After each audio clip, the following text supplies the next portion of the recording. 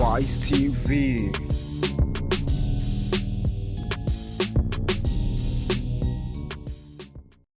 Hapa katika viunga vya Mtakatifu Agustino kampasi ya Mwanza katika hafla kubwa ya mahafali ya 28, na niko hapa kwa ajili ya kuwahoji wahitimu ambao hivi leo wanaenda kutunikiwa shahada, astashahada na shahada yao ya kwanza, wengine ya pili. Na pembeni yangu ninaye mhitimu ambaye leo anaenda kutunikiwa shahada yake, na nipende kumfahamu kwa jina, lakini pia atajieleza kwa mapana zaidi. Kaza, unaitwa nani?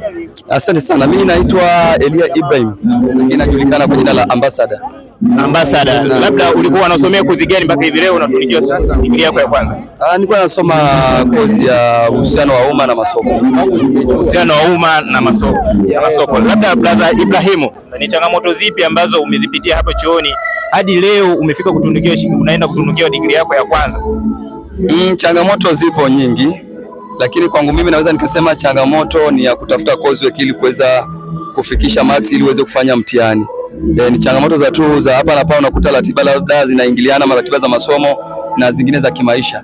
Kwa ratiba kugongana inaweza ikaathiri kitu kingine, labda masomo au ratiba zingine za maisha. Kwa hiyo ratiba hizo ndo zilikuwa kama changamoto, namna zilivyokuwa zinagongana.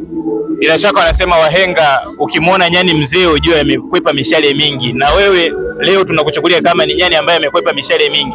Na unavyokuja leo unatunukia degree yako ya kwanza, ina maana una neno ambalo la kuwaambia wadogo zako ambao unawaacha hapa na wengine ambao bado hawajafika katika viunga hivi. Labda ni kitu gani cha muhimu ambacho inatakiwa kifanywe wakiwa hapa na kitu gani ambacho hawatakiwi kifanywe wakiwa katika viunga vya chuo? Asante sana. Kitu ambacho wanatakiwa kukifanya wakiwa chuoni ni kujua kwamba chuoni walikuja kufanya nini. Ukishajua kwamba ulikuja kufanya nini chuo, kila kitu kitaenda sawa. Kuepuka na vitu vingine, yani ratiba ambazo zipo ndani ya malengo ya chuo. Uko chuoni kwa ajili ya kusoma ili uweze kufaulu.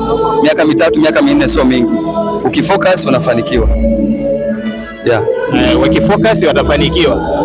Neno la mwisho kwa wadogo zako, kwa ndugu zako, ndugu jamaa na marafiki. Bila shaka leo kuna ndugu yoyote ambaye amekufuata, labda tuanzie na hapo. Yeah, ndugu wapo wamekufuata leo, na umejisikiaje kuona ndugu leo wamefika? Wenda ikao kwanza umeanza masomo hapa au kubahatika kutembelewa na ndugu yoyote, aidha baba, mama au rafiki yako karibu, umejisikiaje binafsi? Mimi kwangu mimi nimejisikia vizuri na nimejisikia kuthaminiwa, kwa sababu hii hatua ambayo nimeipiga imewafanya wao wasafiri kutoka mbali waje kufika. Ina maana nimejisikia. Ndugu mtazamaji wa Vini TV, tuko katika mazingira ya chuo cha Tanzania, kumalizia hili uwanja wa Raila Odinga ambapo ni hafla ya 28 ya chuo cha Mtakatifu Agustino cha Tanzania. Na wewe leo unafika kuhitimu, labda unasema inatakiwa lazima ujiajiri. Je, umejipanga kwa hilo?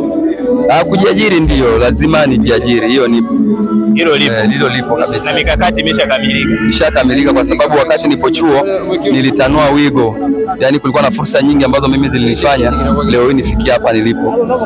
Kwa nilitumia wakati ule nipo chuo nasoma kutafuta hizo fursa ambazo zilikuwepo kipindi hicho.